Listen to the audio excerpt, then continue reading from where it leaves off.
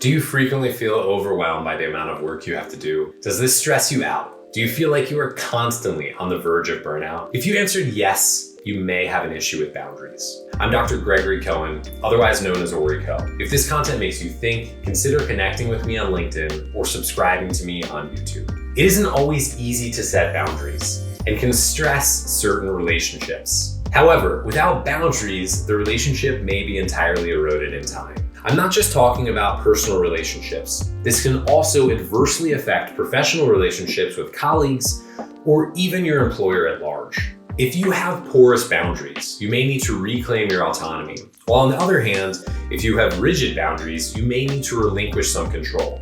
Boundaries are not about distancing yourself from others. This is a common misunderstanding. Genuine relationships are not about selflessly giving. This is a surefire way to end up demotivated, burnt out, and stressed. Put your own oxygen mask on prior to helping others. You cannot pour from an empty cup.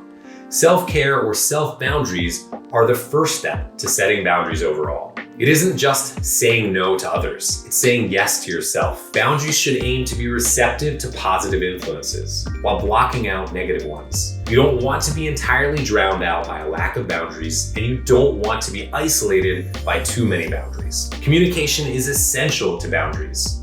Poor communication is an inability to assert one's boundaries, resulting in people acting out in passive-aggressive ways. Honest and direct communication stems from boundaries. However, people often avoid these conversations in their personal and professional lives. This avoidance is often a good indicator of a need to adjust boundaries. Whether it is a personal or professional setting, not addressing boundaries will lead to passive aggressiveness. Rather than articulating needs, we will resort to acting out how we feel and hope this translates to what we need. Instead, we should assert our boundaries verbally and then act accordingly. To accomplish this, we should aim to communicate our needs openly without attacking the other for not knowing.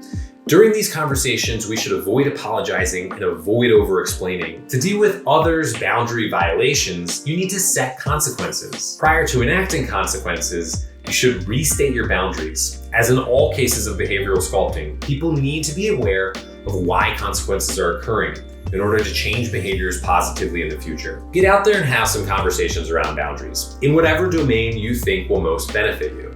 Again, if you are hesitant or uncomfortable, that is a clear indicator that there is a dire need for this communication. To recap, identify areas in relationships you need clearer boundaries.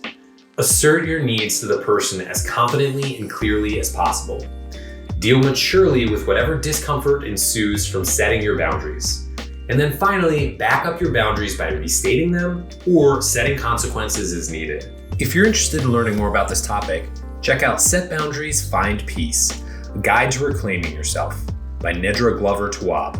Affiliate link in the description. Leave me some comments to let me know how you're liking these videos. Thank you so much, and I look forward to working with you.